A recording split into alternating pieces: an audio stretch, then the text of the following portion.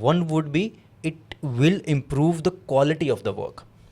So I would see a lot of creative things or video production things which we were not able to do earlier are now easily done with the help of AI. And at a lesser cost. At a lesser cost. Yeah. So I think one is the quality, and second, the second part of it is efficiency. So definitely, if one person was able to handle 2 projects earlier, now with the help of AI and efficiency, it can help. It can do 3 or 4 projects. Yeah. Right. That's So I think in its current form, we are here on a point that it can build efficiency into the system.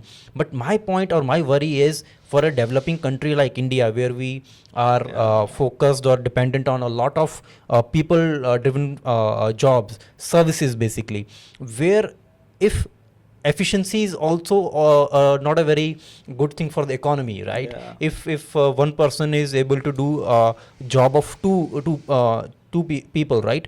I think that then one job is lost. Yeah. So that is something I'm worried about, and that is something I think a lot of founders or a lot of agency owners or a lot of, I would say, IT service providers are worried about. Yeah, that's correct.